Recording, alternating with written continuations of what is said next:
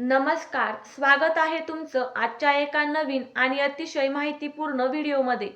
इंदुरीकर महाराज यांची कन्या ज्ञानेश्वरी देशमुख यांचा साखरपुडा 4 नोव्हेंबर 2025 रोजी साहिल चिलाप यांच्याशी संगमनेर येथील वसंत लॉन्समध्ये अगदी राजशाही थाटामध्ये झाला होता। त्यांच्या साखरपुड्याची चर्चा बरीच रंगली होती आणि अनेक लोकांनी महाराजांवर आणि त्यांच्या मुलीवर खूप निगेटिव्ह कमेंट देखील केल्या होत्या। साखरपुडा समारंभ तर खूप चर्चेमध्ये पार पडला होता, पण आता महाराजांच्या कन्येचं लग्न कधी असेल आणि लग्न सोहळा देखील अडथळ्याशिवाय पार पडेल का, किंवा लग्न सोहळ्यावर देखील अशाच चर्चा रंगतील का, असे प्रश्न बऱ्याच जणांना पडलेले होते। त्याच विषयी आजच्या या व्हिडिओमध्ये आपण जाणून घेणार आहोत की महाराजांच्या कन्येचं लग्न नेमकं कधी आहे आणि साखरपुड्यासारखंच लग्न देखील ट्रोल होईल का। त्यासाठी हा व्हिडिओ शेवटपर्यंत पूर्ण बघा। चॅनलवर नवीन असाल तर चॅनलला नक्की सबस्क्राइब करा। इंदुरीकर महाराज यांच्या मुलीचा साखरपुडा सोहळा अगदी छान पद्धतीने आणि लाखोंचा खर्च करून राजशाही थाटामध्ये झालेला होता, ज्याची चर्चा देखील खूप जास्त रंगली होती। हे तुम्हा सगळ्यांना माहीत असेलच। त्यावेळेसच लोकांनी आणि मीडियावाल्यांनी अनेक निगेटिव्ह कमेंट व्हिडिओ मार्फत महाराजांवर केल्या होत्या आणि याच मानसिक त्रासाला महाराजांना सामोरं देखील जावं लागलं होतं। अशातच आता ज्ञानेश्वरी देशमुख हिच्या लग्नाची तारीख देखील फिक्स झालेली आहे। मे महिन्यामध्ये ज्ञानेश्वरी हिचा विवाह सोहळा होणार आहे। म्हणजे मे महिन्यामध्ये नक्की फिक्स तारीख काय आहे हे जरी माहीत झालेलं नसलं तरी सुद्धा लग्न सोहळा मात्र मे महिन्यात होणार आहे, एवढं सोशल मीडियाच्या माध्यमातून समोर आलेलं आहे। मालपणी लॉन्स हा संगमनेर येथील सगळ्यात मोठा लॉन्स आहे, म्हणजेच विवाह सोहळ्याचं ठिकाण आहे, ज्या ठिकाणी 10,000पर्यंत सुद्धा वऱ्हाडी मंडळी येऊ शकते। अशा मोठ्या प्रशस्त ठिकाणी महाराजांनी त्यांच्या कन्येचं लग्न सोहळा आयोजित केलेला आहे आणि एवढ्या मोठ्या प्रशस्त ठिकाणी ज्ञानेश्वरी आणि साहिल चिलाप यांचा विवाह सोहळा संपन्न होणार आहे, अशी माहिती माध्यमातून समोर आलेली आहे। कोणी कसं वर्तन करावं किंवा आपल्या मुलीच्या लग्नासाठी किती खर्च करावा किंवा कोणत्या ठिकाणी लग्न सोहळ्याचं आयोजन करावं हा ज्याचा त्याचा वैयक्तिक प्रश्न असतो, तसंच महाराजांनी देखील केलेला आहे। अशा ठिकाणी कोणीही काहीही बोलू शकत नाही। महाराजांनी साखरपुडा सोहळ्यानंतर ज्या त्यांच्यावर टीका झाल्या होत्या त्यावेळेसच स्पष्ट वक्तव्य सुद्धा केलेलं होतं की मी माझ्या मुलीच्या लग्नामध्ये करोडो रुपये खर्च करणार, तुम्ही मला अडवणारे कोण। त्यामुळे आपण त्या विषयावर जास्त काही बोलू शकत नाही।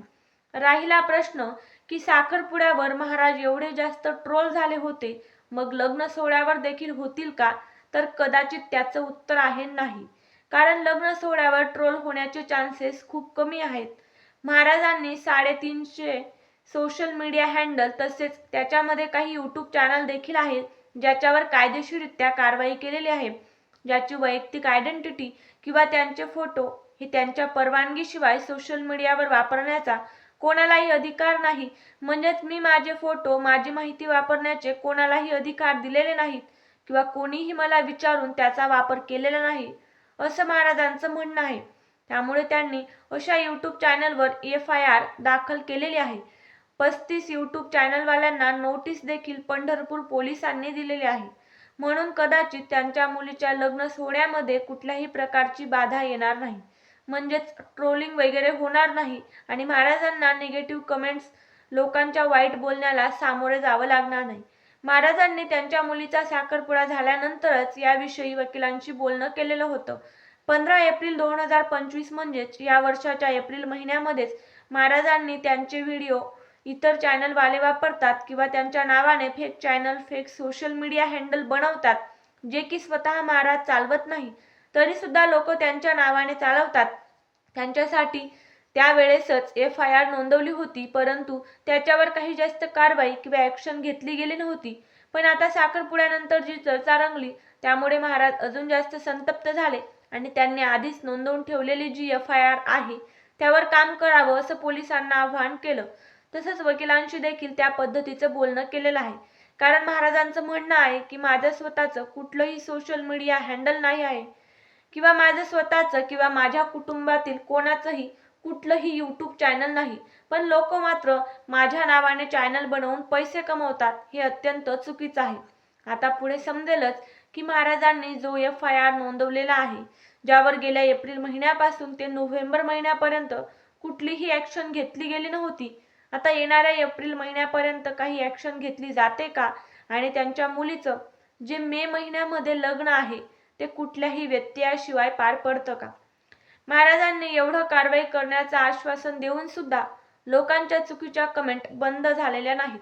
बरेच लोक असं सुद्धा म्हणत आहेत की तुम्ही कोणतं कष्ट करून पैसा कमावला? तुम्ही सुद्धा लोकांना उलट्या सुलट्या गोष्टी सांगूनच पैसा कमवलेला आहे. म्हणजेच तुम्ही प्रबोधन करून नाही तर पैशासाठी कीर्तनं केलेली आहेत, दुसऱ्यांना ज्ञान देत फिरले आणि आता लोकांनी तेच तुमच्यावर उलटलं तर मात्र तुमची जीवावर आली, असं सुद्धा बरेच जण म्हणत आहेत. तर काहींनी अगदी चोराच्या उलट्या बोंबा असं वक्तव्य सुद्धा केलेलं आहे. त्या उलट काहींनी पॉझिटिव्ह कमेंट केल्या की अजित पवार यांच्या मुलाच्या लग्नामध्ये अफाट पैसा खर्च झाला, त्यांच्यावर कोणीही व्हिडिओ बनवले नाहीत, कोणीही चुकीची कमेंट केली नाही, मग तिथे बोलायला देखील जायला पाहिजे होतं. तर काही जण म्हटले की अजित पवार कोणालाही ज्ञान वाटत नाहीत, त्यामुळे त्यांच्या मुलाच्या लग्नाची चर्चा कशाला होईल. महाराज मात्र समाजामध्ये ज्ञान देतात आणि स्वतः त्या गोष्टींचं अनुकरण करत नाहीत, म्हणूनच त्यांना जास्त पद्धतीने ट्रोल केलं गेलं. आता याबद्दलची तुमची मतं काय आहेत ते कमेंटमध्ये नक्की सांगा. महाराजांनी जो कीर्तन सेवा थांबवण्याचा निर्णय घेतलेला होता तो महाराजांनी कुठल्याही पद्धतीने पाळला नाही किंवा कीर्तनाची सेवा थांबवली नाही, कीर्तन चालूच ठेवली. महाराजांना फक्त पैसा कमवण्याचा हव्यास आहे आणि लोभ आहे. जर महाराज फक्त प्रबोधनासाठी कीर्तन करतात तर मग महाराजांनी खूप कमी मानधनामध्ये कीर्तन केलं पाहिजे, असं वक्तव्य बऱ्याच जणांनी केलेलं आहे.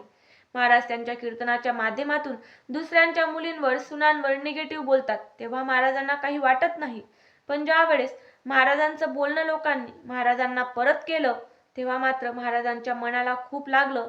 हे चुकीचं आहे. बोले तैसा चाले त्याची वंदावी पाऊले ही उक्ती महाराजांनी पाळली नाही, ही मात्र खेदाची बाब आहे. असो, महाराजांची कीर्तनं तुम्हाला आवडतात का? आणि महाराजांनी आता जो निर्णय घेतलेला आहे त्यांच्या घराचं शुभ कार्य सुरक्षित पार पाडण्यासाठीचा तो योग्य आहे का? आणि खरंच महाराजांच्या या कारवाईमुळे सोशल मीडियावरचं ट्रोलिंग थांबू शकतं का? हे देखील आम्हाला कमेंटद्वारे नक्की कळवा. जी माहिती आजपर्यंत सोशल मीडियाच्या माध्यमातून समोर आलेली आहे तीच मी तुमच्या समोर मांडलेली आहे. कुठलीही चुकीची माहिती समाजामध्ये पसरवणं किंवा एखाद्याच्या वैयक्तिक गोष्टींना अतिशय दुखावणं हा या व्हिडिओचा उद्देश नाही. भेटूया अजून एका नवीन आणि माहितीपूर्ण व्हिडिओसह. तोपर्यंत धन्यवाद.